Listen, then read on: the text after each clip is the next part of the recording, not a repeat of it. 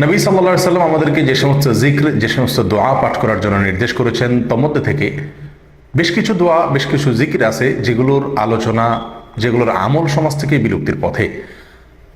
ঠিক সেরকম একটি জিকির হলো ইয়াজাল জালালি ওয়াল ইকরাম। সুনানে তিরমিজিতে বর্ণিত এক হাদিসে নবী সাল্লাল্লাহু আলাইহি সাল্লাম ইরশাদ করেছেন, আলিজু বিয়াজাল জালালি ওয়াল ইকরাম, অর্থাৎ তোমরা ইয়াজাল জালালি ওয়াল ইকরাম এই জিকিরটি, এই দোয়াটি বেশি থেকে বেশি নিয়মিত করো এবং এটাকে ধরে রাখো, আঁকড়ে ধরো।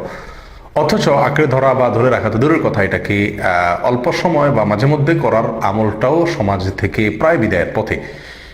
আল্লাহ সুবহানাহু ওয়া তাআলার গুণবাচক নামের অন্যতম একটি নাম হলো ইয়াজাল জালাল ওয়াল ইকরাম, যার অর্থ হলো হে জালাল, অর্থাৎ সৌন্দর্য, পূর্ণতা এর মালিক, বড়ত্বের অধিকারী, ওয়াল ইকরাম অর্থাৎ হে দাতা, হে মহান দানশীল, হে মুক্ত হস্তে এবং উদার হস্তে দানকারী।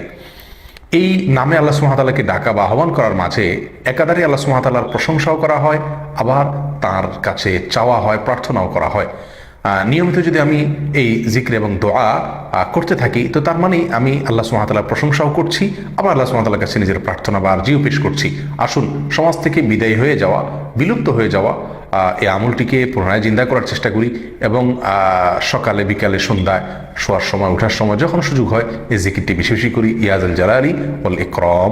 এবং এই জিকিরটি করার জন্য ওযুর প্রয়োজন হয় না, বিনা ওযুতে আপনি করতে পারেন, যখন সুযোগ হয় তখন করতে পারেন। বেশি থেকে বেশি ইয়াজাল জালালি ওয়াল ইকরাম অর্থের দিকে লক্ষ্য করে আমরা বলবো, হে বড়ত্ব, পূর্ণতা, সৌন্দর্য সমস্ত কিছুর অধিকারী এবং হে দানশীল এবং মহান দাতা।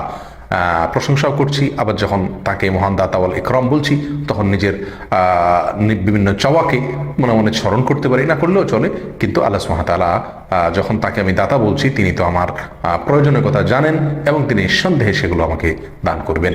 অতএব আসুন এই বিলুপ্ত হয়ে যাওয়া আমলটিকে পুনরায় জিন্দা করার চেষ্টা করি, বেশি বেশি জিকির করি ইয়া যাল জালালি ওয়াল ইকরাম। আল্লাহ তাআলা আমাদের সকলকে তৌফিক দান করুন। আসসালামু আলাইকুম ওয়া রাহমাতুল্লাহি ওয়া বারাকাতুহু।